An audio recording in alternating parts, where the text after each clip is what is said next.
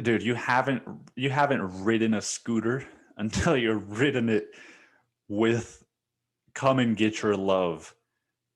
Just fucking, dude. It was like I propelled, I pushed my foot off, and it was like I hit the play button. I pushed off, gang, gang, gang, gang, gang, gang, gang, gang, gang, gang, gang, gang, gang.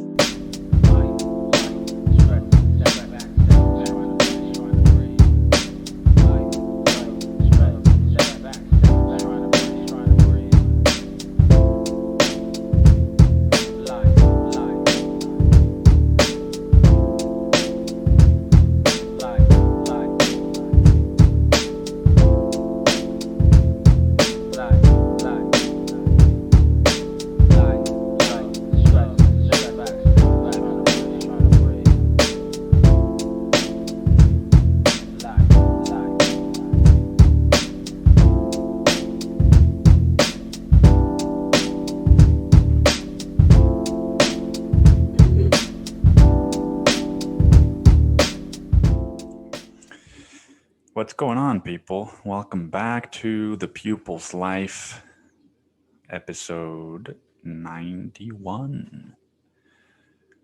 What is going on? It is, man, I've had a good week. I've had a good week, and yeah, dude, welcome to the show. We'll get into it. We will get into it. I've got about 13 things that I want to talk about today, and we'll get into it, man. You know, if you're here for a long time tonight. We might go over the hour mark. Dude. Fuck doing 50 minutes, dude. Let's do fucking 50 hours and just see what happens to my face. Welcome, man. This is The Pupil's Life. How are you doing? What is your life like right now? You know, it's easy for me to think that everybody's got the same life that I have right now, but maybe you live in fucking China, dude, and you're just getting like fucking pillaged and raped like your people. If you are a part of the Uyghurs, maybe you live in like the Bay Area and you're just fucking going to CVS and like stealing fucking $900 worth of Milky Ways every day because you can. Or maybe, you know, you live in Texas or Florida or, you know, one of the parts of the US that's like the old US, you know? I feel like it's going to become that, dude. I feel like it's going to become like, you know how they say, uh, you know how there's roads in Austin, like East Riverside.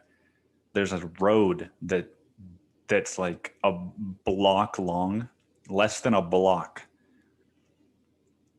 and it's called Old East Riverside or Old Riverside or something like that. You know, from fucking when it was still like a ghetto. And I feel like it's like that. You know, it's like, what part of the U.S. do you live in, dude? You live in the old U.S. or you live in the new U.S.? Um, I feel like I live in the. I feel like I live in the old U.S., dude. In the fucking, you know, where you could just, you know, you could do what you want, man. Um, but dude, I've been reading a lot, and I'm in a bit of a pickle right now. I'm in a bit of a pickle because motherfuck you up the fucking ass, dude. Son of a bitch, man. This fucking chair, dude. It's got sliding fucking armrests, and I just mashed my pinky finger. Ah, fuck, dude. And blood immediately came out, dude. Fuck, man. And you know the thing about me is that I fucking, even if it's like a tiny little baby cut like this one is, you know, I either do this kind of shit where I wrap my finger in it as if I'm doing like a tourniquet, uh, or I just put a Band-Aid over it, right? Like I need a Band-Aid over a cut that's the size of, a freckle, dude. But ow, dude. Fucking ow. What was I saying, man? Oh, yeah. I finished this book. I'll get into the pickle first, and then I'll tell you about the book that got me into the pickle. Larry McMurtry is an author. He writes a lot of like Western kind of, small town stories, fictional. And I read his book, The Last Picture Show, and fucking loved it, dude. Like I hadn't liked a fiction book that much probably since I don't even know, man. I don't even know when the last fiction book that I loved was. I liked Hatchet. Hatchet was a good fucking book, but it was over before it even started. Right? It was just a really short book. The Last Picture Show is like, it's got some meat and bones. And I liked the book so much that I looked at the author, Larry McMurtry's other books on Goodreads, and I found Lonesome Dove. Now, if you don't know what Lonesome Dove is, and you're like me, Lonesome Dove is a 960-page book about two cowboys in like the Old West. And I've never read a book like that. I've never read like a Western of like cowboys and fucking horses and shit. And I've also never read a 960-page book. And it's very intimidating, man. Because especially with having like a reading goal for the year, I'm like, dude, if I read a 960-page book, that's like reading 4 or 5 shorter books. It's going to set me back in my reading goal. But at what cost am I just going to follow my reading goal? There's this book and I really want to read it for some reason. I just really want to dive into this 960-page book, dude. But just because I have this reading goal, I'm like, it's not efficient. It's not fucking efficient. And it's like, who the fuck cares if it's efficient or not, dude? Listen to what you want and just do it. Just do what you want. Who cares if you fucking read 2 less books this year because you read this epic? But I haven't made the shot. I haven't made the fucking, dude, I don't even know what the saying is. I've tried to say the saying for this 10 times in the last month and I never get it right. I haven't pulled the trigger, dude. I haven't made the shot. What the fuck does that even mean, dude? I haven't pulled the trigger. And instead I started reading Chuck Palahniuk's Survivor, which so far, man, is just fucking garbage, is what it should be called, is just garbage. Chuck Palahniuk's garbage. That's what it should be called, man. Because it's garbage. And by garbage, I'm not saying like anyone will hate this book. I'm saying, or everyone will hate this book. I'm just saying, like, dude, if you read Fight Club, you read Survivor, right? Like, it just gets, there's just some authors, dude, that it's like the stories aren't what's amazing. It's just that they can write like really well, kind of like, not really well, but like he's got his voice nailed down. Chuck Palahniuk's got the voice of a fucking schizophrenic person nailed down, and he does it really good, right? Fight Club, great fucking book. Survivor, dude, garbage. Because all it is just him extrapolating the voice that he hammered down with Fight Club and then saying like, oh, I'm going to write this other thing that's different, but it's really just the same. It's about a guy on a fucking airplane that's about to go down. And in his last moments, he decides to tell his story into a fucking recorder thing. And so it's like, oh, so somebody found his recorder and then fucking wrote out the book. It's just like, don't go. You don't need to go that. Like, I feel like he came up with the idea for this book because he was trying to come up with an idea for, like, how can I write a book that wasn't written by the character that is talking in first person that still makes sense as like how it ended up being a book, you know? Like the whole reason you can't kill your main character off if it's a first person story he's telling, because then how the fuck did he write it? You know, I feel like that was his whole idea, was just like, I got to come up with a clever way for this book to have been written in his voice without it having been him that wrote it. And so it's just very gimmicky, man. It's very gimmicky, and it's just him like fucking jerking off and saying like, look at how well I write this kind of story. You know, it's like, well, how about you try to write another kind of story instead of just rehashing old shit. Because, like, dude, Larry McMurtry, I've read one of his books. It's in third person, and so it doesn't, you know, it's not a gimmick, dude. It's just a story, and you get invested in the characters and in the storytelling, and in like the setting and the time, and it's just, there's so much more meat and there's so much more nuance to the book. Whereas this fucking, I don't even know why I fucking read it, dude. I was just in bed one night and I had like 5 books that I was deciding between. One of them was The Lonesome Dove, but I was like, all right, maybe I can read a shorter book before and then dive into Lonesome Dove. But I open up Lonesome Dove and I very quickly was like, fuck, dude, tonight's not the night. Tonight's not the night. So I pick another book, fucking The Underground Railroad. And I was just like so bored after reading 3% of it that it's just like, why, you know, the people that say like, well, you got to read at least 15%, you know, you got to read at least until chapter 10. And chapter 10 is like a third of the way through the book. That's when it really picks up, right? Like with TV shows, they're like, dude, Grey's Anatomy doesn't get good until season 8. You got to watch up until season 8, dude, and then you're going to know why everybody loves it. And it's like, just, dude, I give it 3 episodes, and if it doesn't do anything for me, then it's fucking out, dude, you know?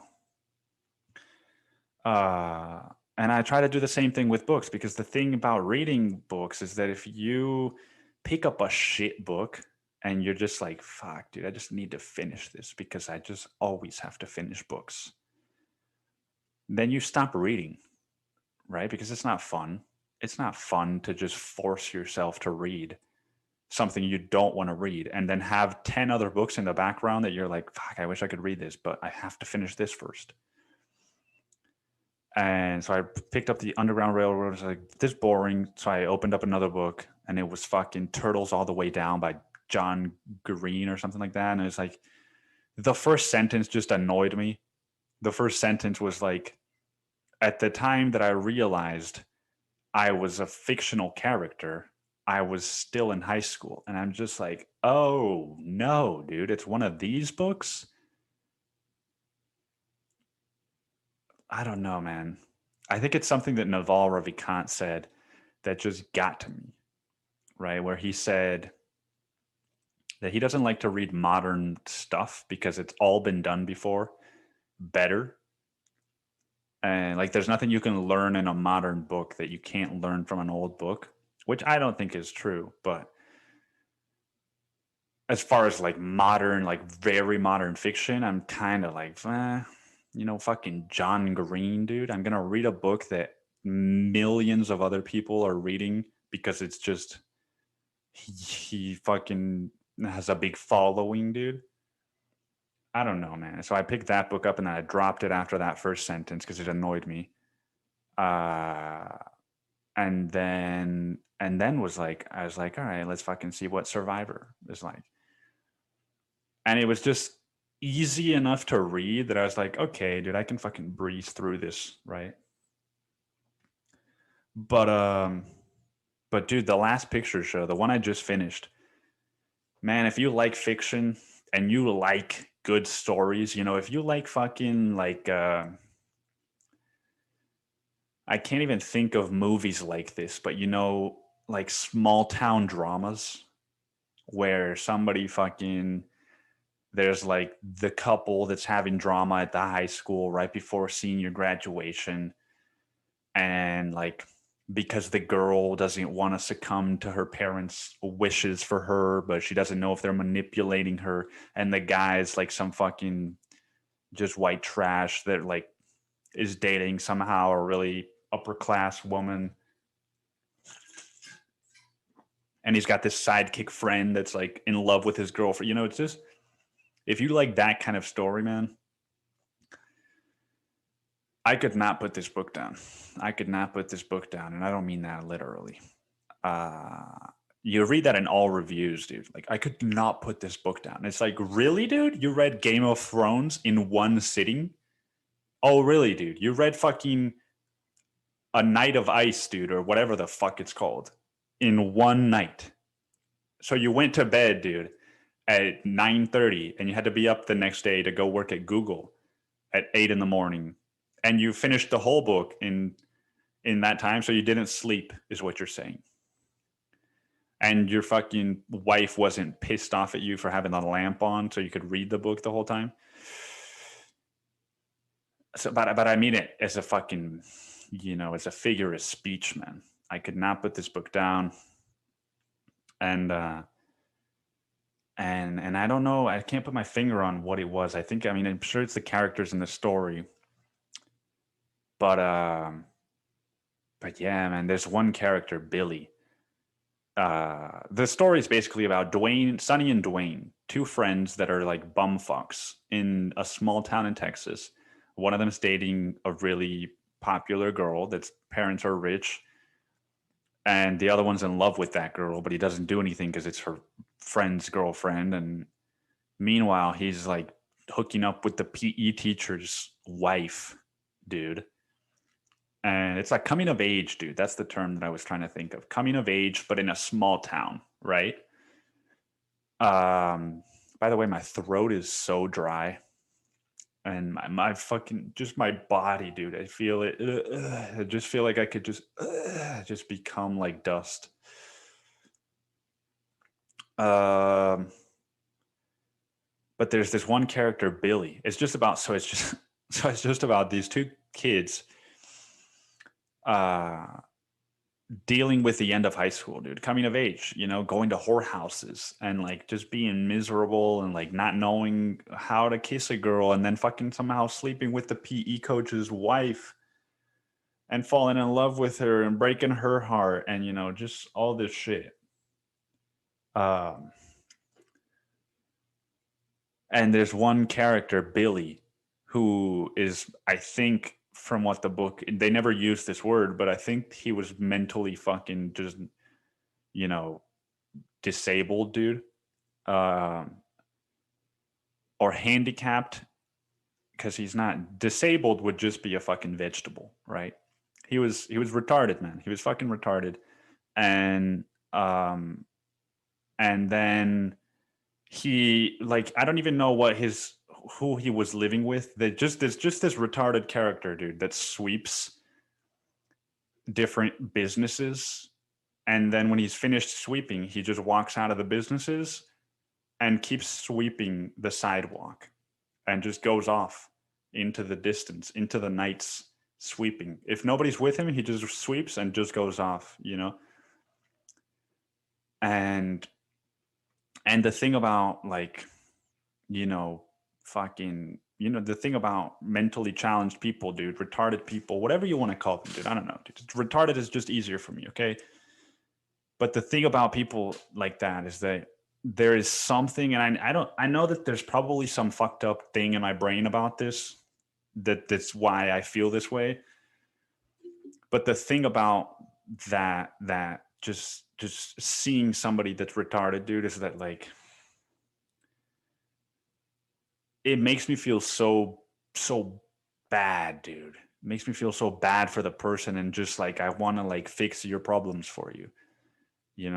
because you have such a disadvantage already that I just want to fix everything else for you and make everything else as easy as I can for you.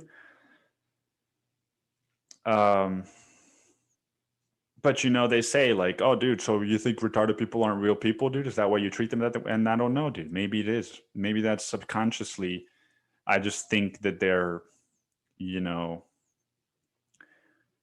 that they have it harder, dude. And so I'm like, fuck, they need a little bit of a fucking pick me up every now and then. And it's not just retarded people, dude. It's like fucking, people with autism or people that are deaf, even sometimes.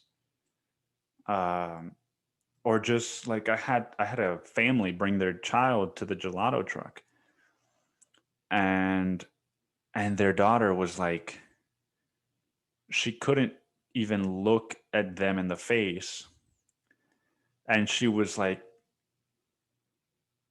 just like stressed out because of the traffic and because there's a lot going on. And I just wanted to give her a hug, man. I just wanted to fucking like tell her everything will be okay, and that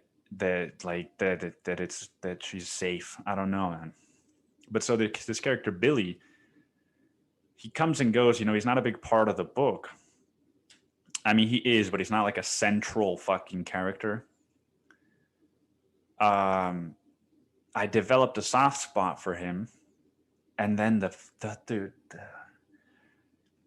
the reason it's called The Last Picture Show is because there's a picture show in the town, like a movie theater, which is what they used to call it. And the man who owned it dies, and so it just goes out of business, right?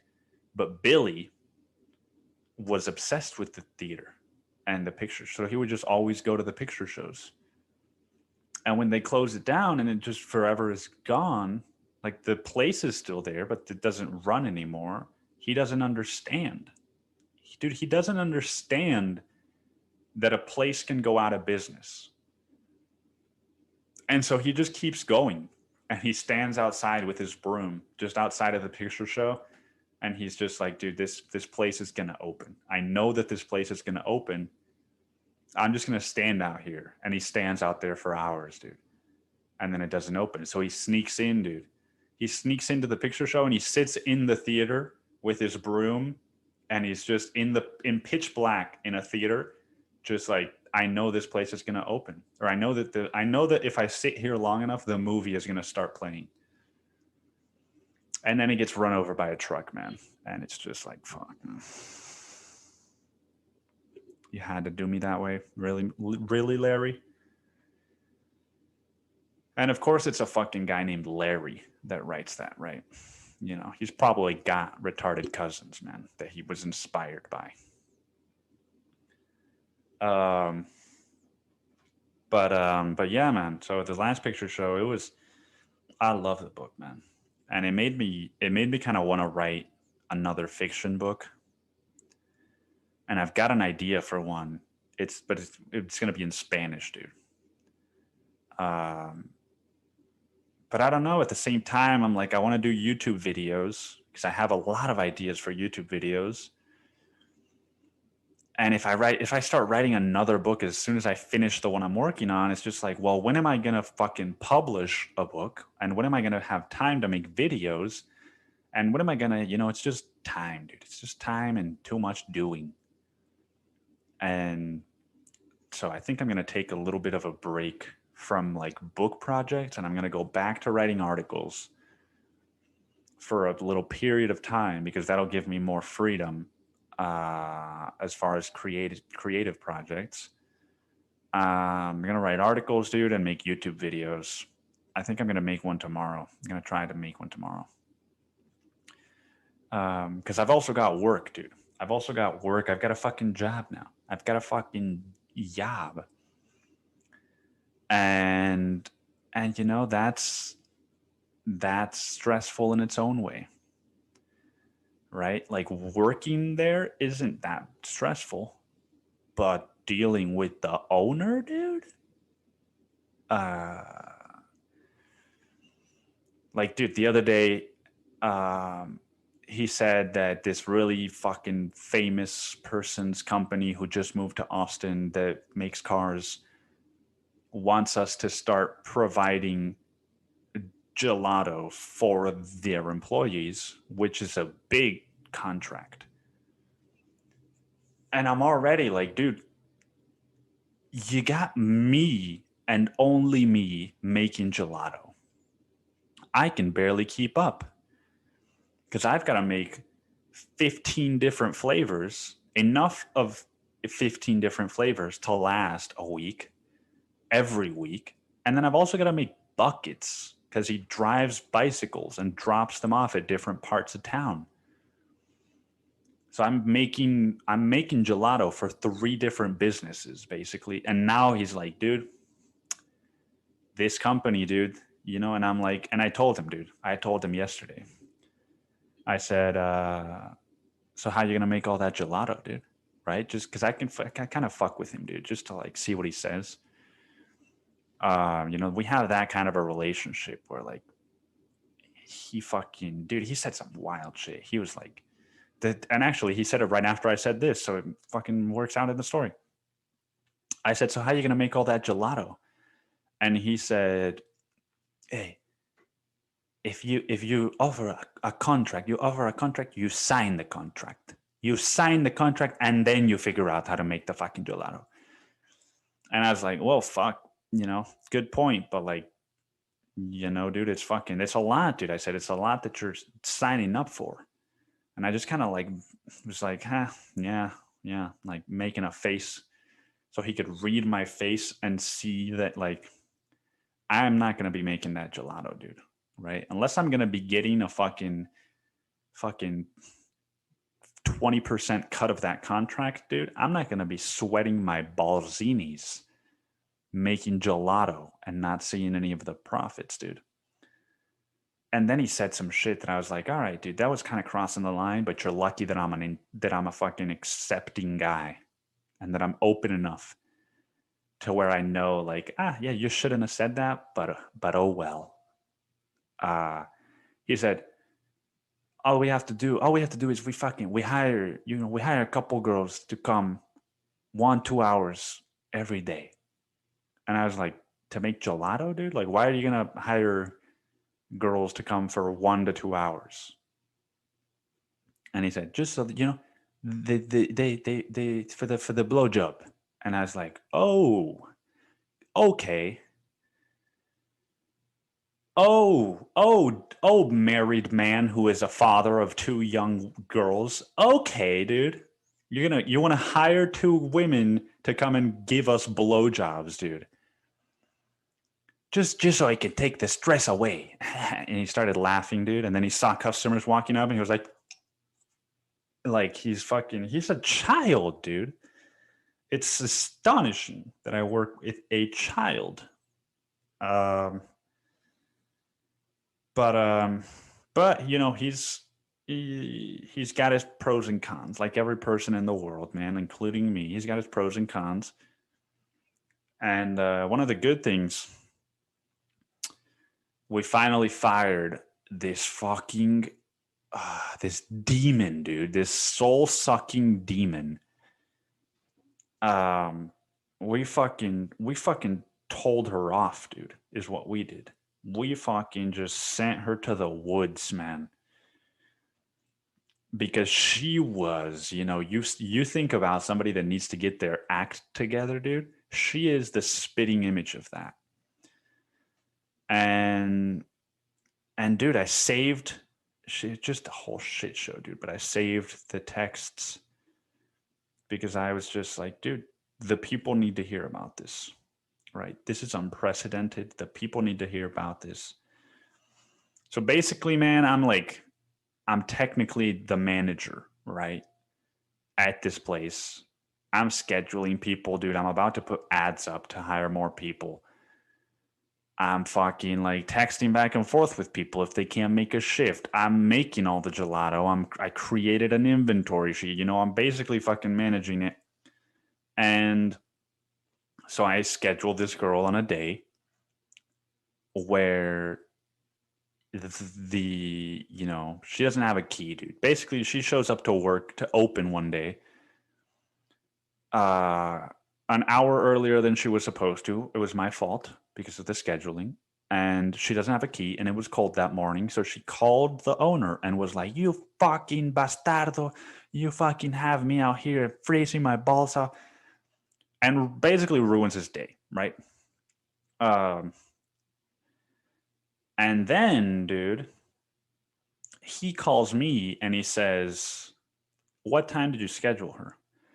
And I was like, "Oh, I'm pretty sure that I scheduled her at, like, the opening time, like the regular time." And he was like, "Okay, just checking." And then I checked the schedule, and I did. I made a mistake. I scheduled her an hour earlier because that was supposed to be my shift, and I moved them, and I didn't change the hour. And so I tell him this when I see him next, and he says, "Maybe, text her and just say you're sorry, just so we make sure that she continues to show up for her shifts." And I was like, I fought him initially. I was like, isn't it her responsibility to make sure she has a way to get into her job? And he was like, "Yeah, yeah, yeah, just text her." And I was like, "Fuck it, dude. Just swallow your pride, dude. Just fucking do it this one time." So I texted her, dude, and this is what I said. I said, "Hi, uh, the boss man told me what happened yesterday morning. There was a mix up with the schedule. It was my fault. I apologize. I've talked to him to make sure it doesn't happen again." No reply. No reply, dude, at all. I sent this at 7:56 p.m. Never responds. And then the next day, the owner is like, "Hey, so is she gonna come? Did she respond? Did you text?" And it's like, "I texted her. She never responded." And he was like, "Text her again and just see if she's gonna come to work." And I was like, "Hi, just want to make sure we can still count on you for this weekend's shifts. Not sure if you got my text last night." And this is what she says. She says, "I have a second job, so I don't always respond quickly or forget to respond at all sometimes." Cop out, but okay. And then she says, "Boss man knows that." And I said, "Understood. So you come like the schedule, right?" And she says, "Yes." Just yes. No period, no caps, just yes. Lowercase.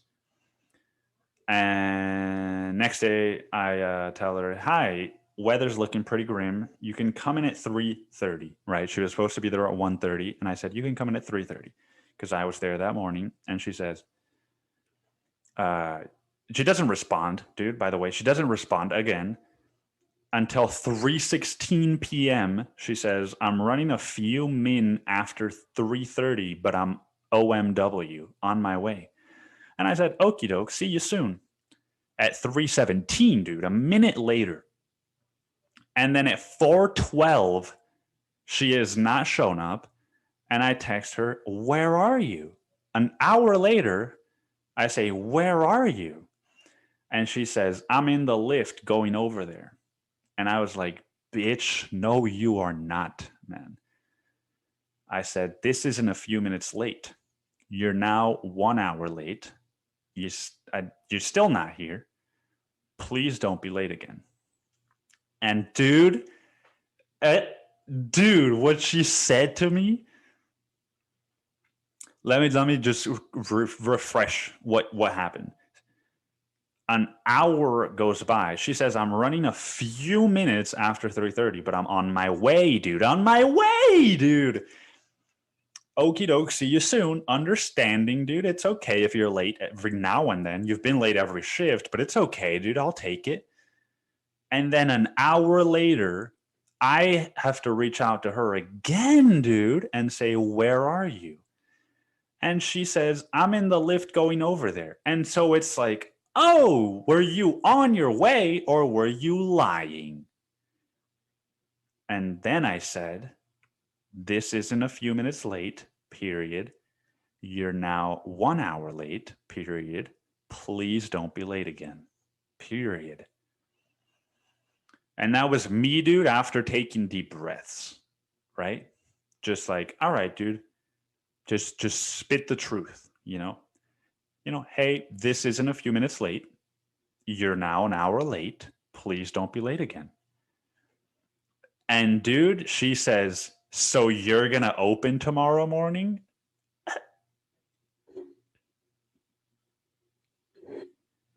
So you're going to open tomorrow morning. Like, she threatens me, dude.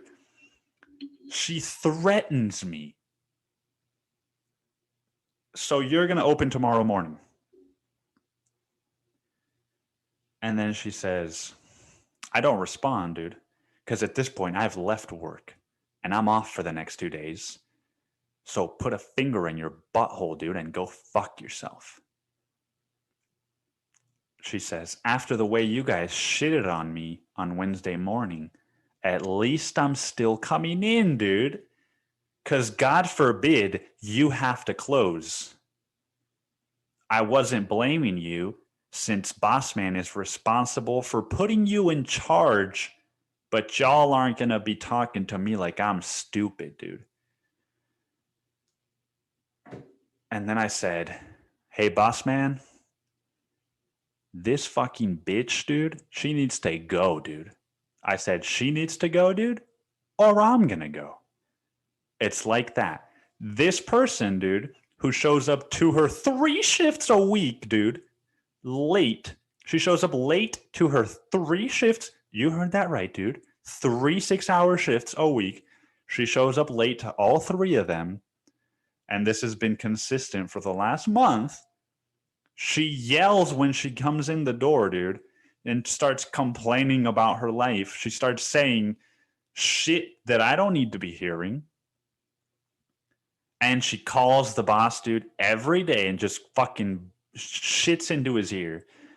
And I said, this person, dude, who is a liability, not an asset, needs to go. Or the person that your business depends on right now, unless you want to be the person that it depends on again, dude, and have your wife chew your fucking balls out, is going to go. And he said, okay, what happened? What happened? And I tell him the whole fucking story, dude. And I'm just like, she fucking needs to go, dude. I don't care if I have to work those 3 shifts. I shouldn't have even apologized to this cunt. But I did. I took the high road. And then I texted her again, dude, to make sure she was going to come to work. And then she was an hour late. And I said, all right, dude. Hey, listen. Now you're infringing on my life. Please don't do that again. And I was kind. I said, please don't do that again. And she thinks she's just going to fucking do that to me, dude. Like, well, guess what, bitch? You're out of a job now. So go fuck yourself, dude. Go fucking, dude. Go fucking, I don't know, dude. Go do whatever you need to do. But don't come back here, man. You never should have even been hired, dude. I saw it, dude, from the minute that he interviewed her. I saw it, dude. I saw it in her eyes. I saw it in her fucking gaze, that she was just, somebody with a lot of demons, man. Somebody with a lot of demons who does not want to face them. But dude, you can't even fathom how heavy I was breathing on the bus when she was texting me this. So you're going to open tomorrow morning. Oh, dude. So you don't want a job? You fucking dude. Dude. But anyway, this was all about my fucking boss being pros and cons. And the pro was that when I got home, dude, I was pissed. And I had a date in a couple of hours. And I was like, I'm going to do a little breathing exercise. But before I did, I got a second phone call from him. And he called me and he said, basically just started like telling me, dude, like, I understand. She has ruined so many of my days. Let's figure out who can work her shift the next week. Like her shifts the next week. And I'll go in tomorrow and I'll fire her ass. and just fucking empathized with me, dude, and said, I'll fix this for you. Okay. I'll fix this. Because I would have fired her. I don't need him to fucking fix this for me. But he doesn't give me the power to fire people yet. So I'm just like, dude, this is what needs to happen.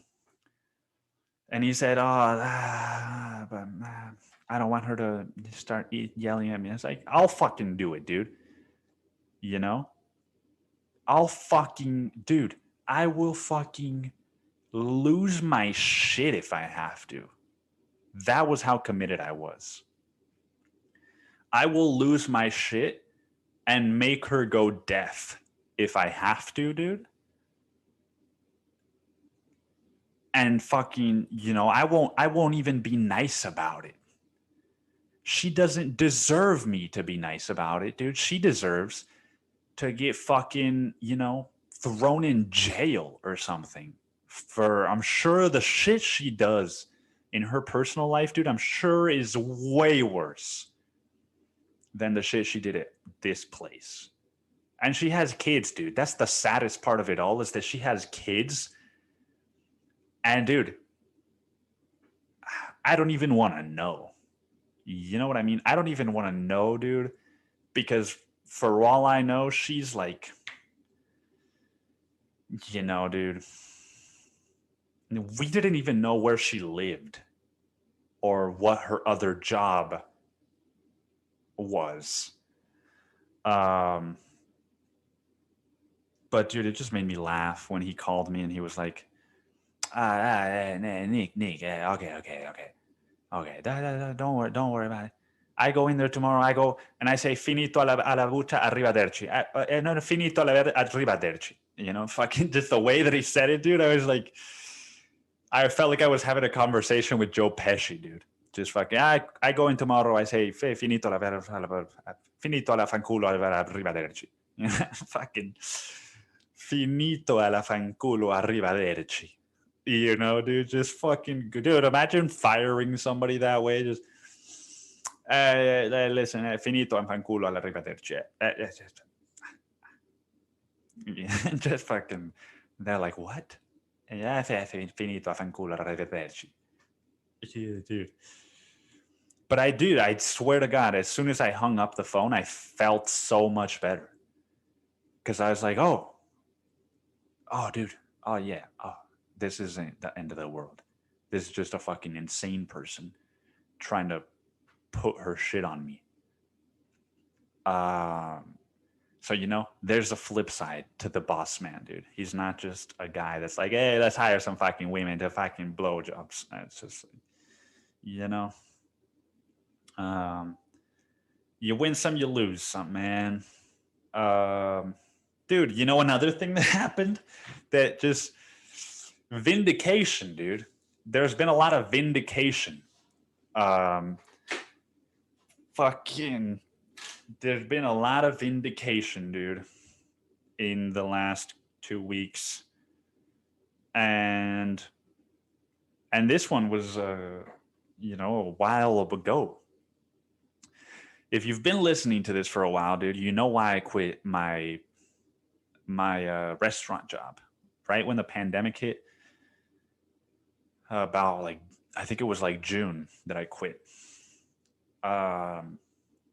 Because one of my good friends, who has been on this podcast, but I will not name him just out of respect, man, even though I'm sure that I named him when I first talked about this, he was called a faggot by the other assistant general manager. I was one of them, and there was another one. And this guy's name was Raheem, dude. I'll fucking say his name, dude. I don't care, dude. His name was Raheem, dude. He was the other assistant general manager. And he called my friend and his employee, his coworker, he called him a faggot. And the general manager was there when this happened. And then my friend goes home, leaves work early to go home and weep. And he writes me and he says, this is what happened. This is what I'm thinking about doing. I drafted a letter, dude. I drafted a letter for the owner of the restaurant so that he will fire Raheem. And I was like, dude, I've wanted that kid out of there for months. You have my full support. Do you need me to sign the letter? Long story short, dude, my friend pussies out, and I tell the general manager, hey, dude, what are you doing? This kid's just gonna keep working here after he called one of his coworkers a faggot? And he's like, just fucking stressed out. He doesn't know what to do. And I said, okay, dude, then, I gotta put my 2 weeks in, dude. I gotta put my 2 weeks in, right? And I sat with it, dude. I sat with it for like a week and a half. And because the thing is that he called my friend a faggot because he was upset at me, but he didn't have the balls to call me a faggot or to even confront me. And so he called this kid that. And, I was in this position where, like, well, technically, nothing happened to me. And I can just keep working here and making bank, dude. At the expense of my friend being called a faggot and having to continue to work with that guy. So, it was going against my values, man. And I quit. And I told the manager why. I told him, listen up, bub. The way you handled this was garbage. And it makes me feel, dude, like I am also someone that could be treated like that and be called a faggot and nothing's going to happen, right?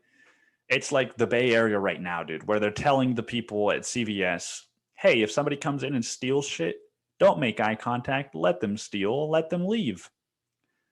You're encouraging this kind of behavior by not setting a boundary, dude. If you had fired him or suspended him for like a month, then it sets the tone of like, dude. It doesn't matter who you are. We're a team. And if you infringe on, the team's morale, we're going to do what's best for the team. We're not just going to fucking look out for the individual, right? And the team wasn't doing that, so I was like, I'm not going to be a part of this team anymore. Fuck that, dude. Bounced. Cut to 8 months later, last week, my friend, who I still talk to, who still works there, he texts me, Raheem got fired. Yes, dude. Fucking karma. Karma in full force.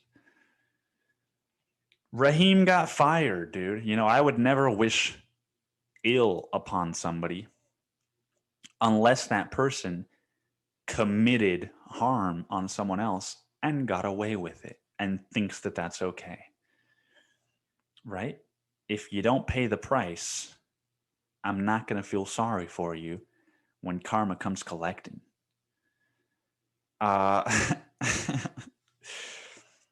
he texted me and he said, yeah, he got fired for getting arrested for undisclosed reasons. Oh, really, dude? Maybe he called somebody else a faggot and they fucking pummeled his face, dude, to the ground, dude. And I don't know, dude. I just felt so like I made the right choice by leaving, right?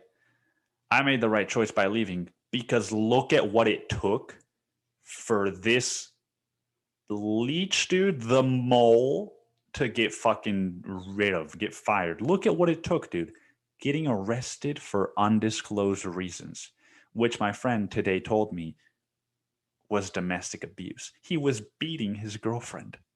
Oh, what do you know, dude? Turns out, you piece of shit, man. Turns out I was working on a team with a piece of shit. And I knew it, and everybody else knew it, but nobody wanted to say anything. And I was the only one that did, dude. So fucking yes, dude. Fucking win for me. And I fucking stuck it out, dude. Stuck it out, stick it out. That's why you just gotta do what you know is right, man. It does not matter if it's what everyone else is doing. If you just feel it, dude, like, dude, this is what I gotta do, then that's what you gotta do. You know, like me, dude, I don't fucking wear a mask at my job. Haven't for the last month and a half or two before Texas removed the mandate. And what do you know, dude? Yesterday, a woman came to my work with her boyfriend, husband, whatever. They weren't wearing masks because I don't require them to. If you want to, you can. If you don't, you don't. And I wasn't either. And so we're just having this like old US interaction. And I was like, oh, thank you all for stopping by. And she said, thank you. And thank you for not wearing a mask. It is really good to see that. So thank you. And I said, dude, you know, I said, and then I said, same. Have a blessed day. And it was just like, you know, dude, a lot of my long-term decisions have started to pay off, or be validated in some way. And yeah, dude, it's just made me. It just feels, I guess that's vindication, dude. I guess that's what vindication feels like. It's like you make a decision, justice isn't served, and then a year later, karma comes collecting. Yeah, man. What else? I went on a date and I went on a date, dude, to I went on a date, dude, to this place called Mean-Eyed Cat in Austin. And I'd never been there before, and it was kind of out of my way, like across town. And so I take the bus, dude, and I have to get a connecting bus in order to get there. And I take the first bus. It drops me off. As it drops me off, I see my connecting bus across the street. And mind you, this is the connecting bus that's going to get me there exactly on time. I should have left earlier, you know, my fault. But I assumed that that the application that said you take this bus and then you connect with this bus would be accurate. Cap Metro, turns out I was wrong.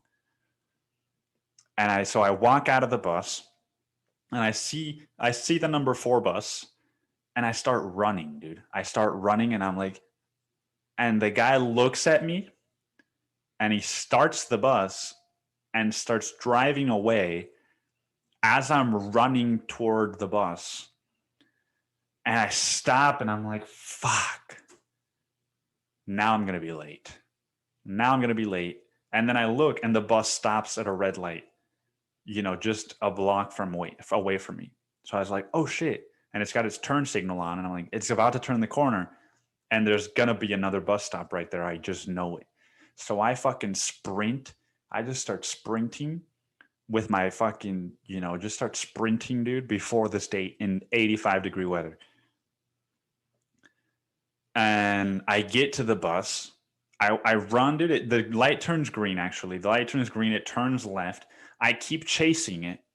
And it gets to another red light. And I get to the bus. Like, I'm right next to the bus. And I'm standing next to the entrance, the main front door. And the driver turns toward me. And I look at him and I'm like, hey. And he's like, he could have pressed a button. Door is open. I get in. Red light still. And then he leaves. He just nods, dude. I'm not letting you in my bus because I'm a fucking power whore. Dude, that's what happens when you give a bus to an ego. So I'm sweating now, and I'm like, fuck, dude. Fuck this date. Fuck this day. Just fuck life, dude. And I'm just like, how do I get there, dude? You know, if I walk, it's gonna take me 40 minutes. If I Uber, it's gonna be $20. And so how do I get there? And I just start walking, dude. And then I turn and what do you think I see, dude? Scooters.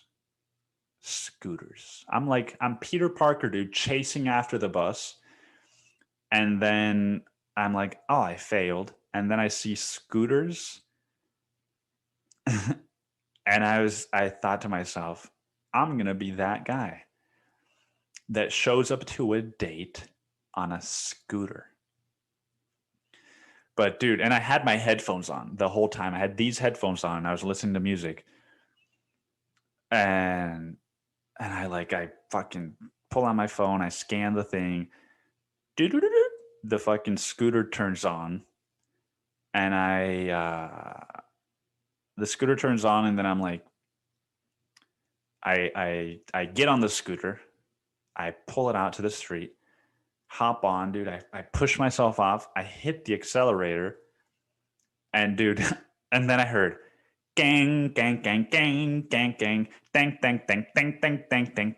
That fucking come and get your love, come and get your love. And I was just like, dude, I was fucking like wind in my face, dude. It was like, come and get your love. And dude, my mood was immediately lifted. I was like, dude, it was like Spotify was listening to what was happening. And then it was just like gang, gang, gang, gang, gang, gang, gang, gang, gang, gang, gang, gang, gang. Dude, there is never, you know how you hear a song and you're like, oh, that's the soundtrack to my life. Or like you wish that you had a soundtrack to your life. Dude, that happened to me. You know, that happened to me naturally. I didn't select the song and then like fabricate this moment. I was Peter Parker, dude. I missed my bus, and then I get a scooter, and I have like 10 minutes to get there. And I hop on the scooter, dude, lift off, and then gang, gang, gang, gang, gang, gang, dang, dang, dang, dang, dang, dang, dang. Come and get your love. And it's just like, dude, the date was shit. The date was garbage, but the moment was gold. The moment was gold, man. Because I was just flying, dude. Flying through 6th Street, going west at golden hour. And just come and get your love. Just fucking like gang, gang, gang, gang, gang, gang. And then on a scooter, I hadn't been on a scooter in almost a year. And I fucking, dude, it just made me want to ride scooters more. It just made me want to ride scooters more. And it felt so good. And it felt so good. And the date was garbage, but the moment was gold, dude. Come and get your love. Come and get your love. Dude, you haven't ridden a scooter until you've ridden it with come and get your love. Just fucking, dude, it was like I propelled, I pushed my foot off, and it was like I hit the play button. I pushed off, gang, gang, gang, gang, gang, gang, gang, gang, gang, gang, gang, gang, gang. And then I was just flying, dude. I was flying. The wind, my sweat was drying, and I was smiling, dude. I was like, I was just fucking riding my scooter like with my eyes almost closed because the sun was in my face. It was just, you know, it was like that moment in 500 Days of Summer when he walks out of the elevator and it's like, dang, dang, Dan I don't forget how the song goes, but he's like fucking what a life. When he starts doing the Bollywood thing. It was like that, dude, but on a scooter. Um yeah, man, it was pure fucking natural joy that Spotify delivered. Come and get your love. Um We're at an hour, man. That is the podcast. I talked about most of these things. Um, but yeah, man, that is the pupil's life. Thank you guys for listening. I have a newsletter if you guys are interested in like healing tools, and by healing I mean like trauma and childhood shit. If you are interested in writing, dude, I send out a writing prompt at the end of each email, and I send these emails out once a week. So it's not, and I don't even send them out once a week anymore because I have so much shit going on that it's really more like once every other week. You can unsubscribe anytime, dude. But if you're interested in that,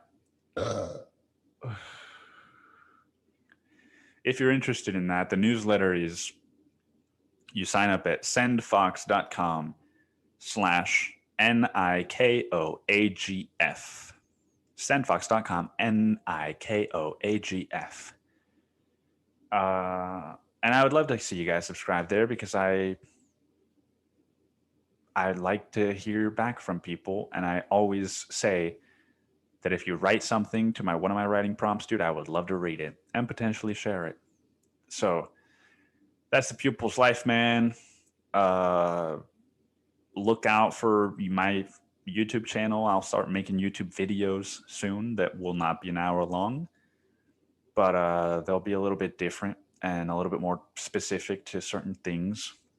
So yeah, man, thank you for listening. I will see you all next week. Have a fantastic middle of April.